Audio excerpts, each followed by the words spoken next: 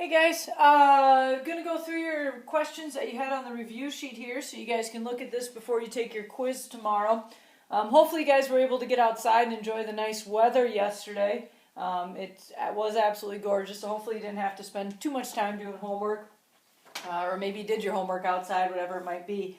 Alright, first one we had a question on was number 1. So for number 1, it's not necessarily in vertex form, so I would use the negative b over 2a to find your vertex for this one. Okay, so your b would be 0 because there's nothing being added on, and then it'd be 2 over 3. So you end up getting 0 over 6, but 0 over 6 is just going to give us 0. Okay, if you plug that back in then, you'll end up getting 3 times 0 squared, which will also give you 0. So that tells me that my vertex is going to be at 0, 0. From there, go ahead and put it in the y equals in the calculator and get the other points that you need. Okay, the other points that you would end up using would be 1, 3, and 1, negative 3 on the other side, and then I believe it's up to 12. And then you had to answer your 3 questions. So the vertex would be that 0, 0. Okay, the axis of symmetry would be our x equals 0 from right here. Domain is always all real numbers. And then the range, this one's going up and 0 is the lowest point, so it would be y is greater than or equal to 0. Okay, then we move on to 6 was the next one. A few of you asked some of the problems I told you not to do. You did not have to do 4, 7, or 25. Okay, I had a couple of you ask those ones, so make sure you guys aren't reading in the daily agenda so you don't do more than you have to. Okay, so for this one, again, it's in standard form, not vertex form or transformation form, so we have to go ahead and use our negative b over 2a. So I'd end up getting negative 8 over 2 times negative 2. So you get negative 2 over negative 4, okay, which would give us 2. Okay, then you want to plug that back in for your x's, and you should end up getting negative 2 out. So that means my vertex will be at 2, negative 2. From there, put the rest of it in the y equals in the calculator and get your table. Okay, so for this one, your other numbers ended up being 1, negative 4, and 3, negative 4. And then it was 0, negative 10, so it would be down here, and then 4, negative 10 as well. Then you had to answer your questions. Again, vertex we already said is at 2, negative 2. Then your x equals 2 would be your axis of symmetry. Domain would be all real numbers, and your range would be y is less than or equal to, because this one's going down, and then negative 2 is the highest that it gets. Okay, so that would be for those two. Next one we had was 8.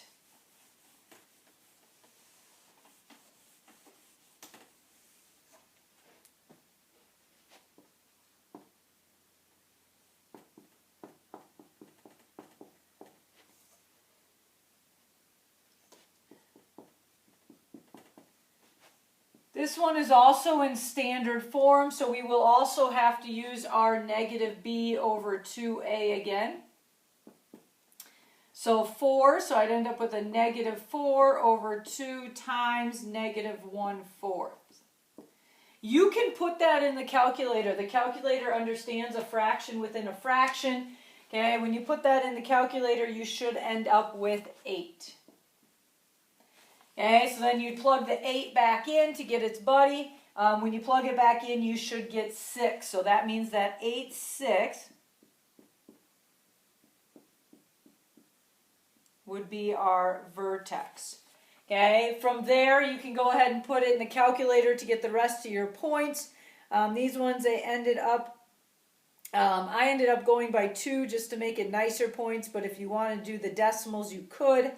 It'd be 7 and 5.5, it looks like. And then same on the other side. And then the next one looks like it would be 6, 5.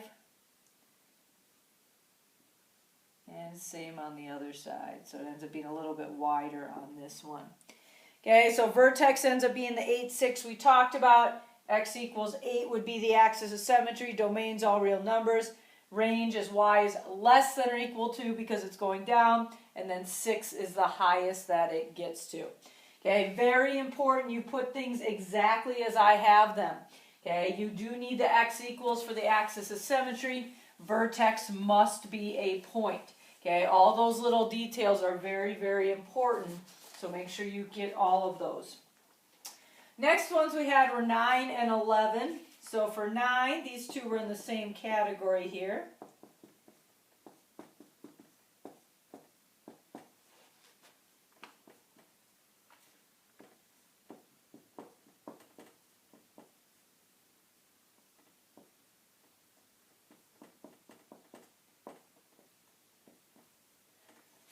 Alright, so this one you were describing each part. Okay, so for this one, this would be my A, this would be my H, and this would be my K. A, H, K. Okay, here my A is positive, which tells me it's going to open up. Okay, it's a 1/4, okay, which tells me it's going to get wider. I have a -2 here, which tells me it moves right. And a -3 for the K tells me it moves down. Okay, on this one it's negative, so that tells me it's going to open down. It's 3/4, which is again less than 1, so it gets wider.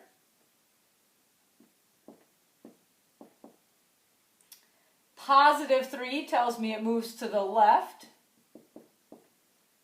And -4 tells me it moves down. Okay, so again, the A controls 2 things. The H and K each control 1 thing.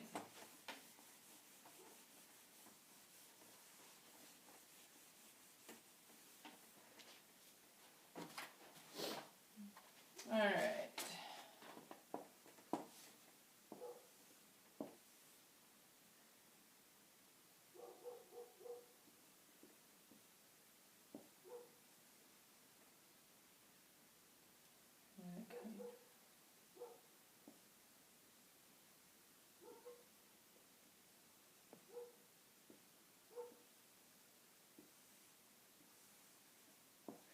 Alright, so for 13 it asks you to write the function. Okay, so again, what you have to fill in is the A, the H, and the K.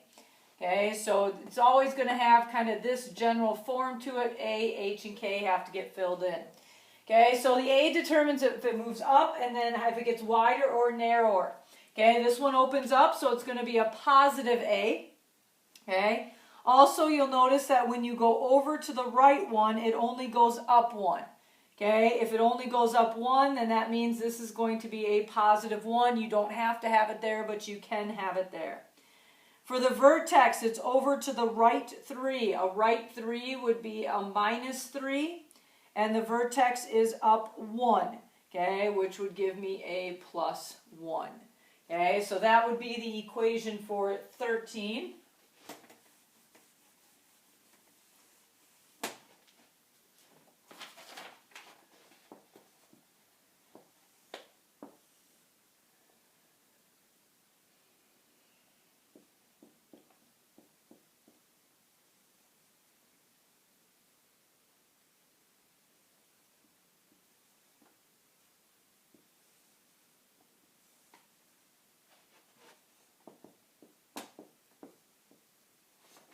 Alright, so for this one, you'll notice it goes up again, so it's going to be a positive A. And when I go over 1, I do go up 1 to get to my next point. So again, it's going to be a 1. Okay, this one, the vertex is right 1, which would be a -1. And then it is down 6, that would be a -6 for that one.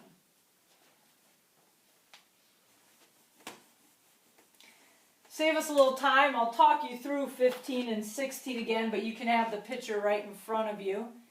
Okay, so for 15, you'll notice this time it opens down. Okay, so I know that I'm going to have a negative here. Again, as you go right 1, it only goes down 1, so it'll be a -1 here. It's going to be x. You'll notice the vertex this time is left 3, which would be a positive, and it is down 1, which would be a minus.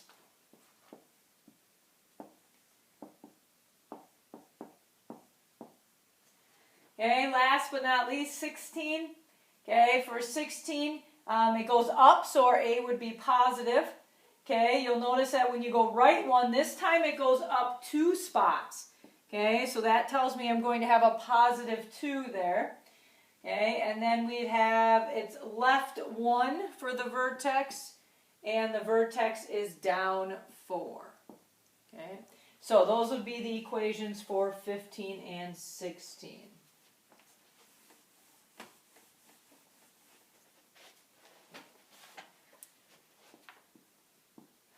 Next one, 19, it says it opens up, it's wider by a factor of 1/5, shifted right 4 and up 2. Okay, so again, putting it in our general form here. Okay, this one says it opens up, so that means our a will be positive, wider by a factor of 1/5, so that means a will be a positive 1/5. Shifted right 4 would be a -4. And shifted up 2 would be a +2. So that would be the equation that we would want for 19.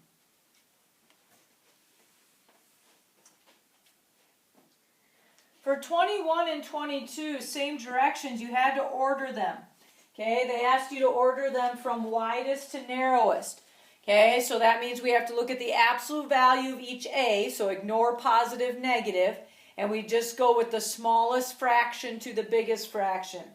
So the first one, they give you -2x squared, 4x squared, and -6x squared. So again, ignore the negatives. That just does up and down. Okay, so if I ignore the negatives, the smallest number is the 2. Okay, so I'd have to do that one first. The next smallest number would be the 4. Again, ignoring the negatives, it's all absolute value. And then the last one, it would be the 6. Okay, so again, you can pay no attention to the sign, must take absolute value. Okay, same thing with 22. Ignoring the signs, the smallest fraction is the 1/6. The next would be the -1/4. And then last but not least would be the 1/3. Okay, so the widest is going to be the smallest fraction, disregarding the sign, because we always have to do absolute value. And then the last one that I've got is 23. Okay, for 23 it says discuss how the functions y equals 5 or x squared minus 5 and f of x is equal to x minus 5 squared. Okay, so in the first one, the 5 is the k because it's not in parentheses. Okay, in the second one, it's the h because it is in parentheses. Okay, and the k determines up-down movement. So this would be a down 5. The h is going to represent left-right movement, so this would be right 5. So again, whether it's in the parentheses or not does make a difference. Okay, again, few of you asked 25, but again, you did not have to do that one, so don't worry about it. Okay, hopefully that answers all the questions you guys had. Again, be really careful with the details. Make sure when you're putting answers in your Google Classroom, you remember all the details. Okay, again, you can use your notes, so have those handy so you don't forget any of those little things that we need to remember. All right, have a great rest of your day, and good luck on your quiz tomorrow.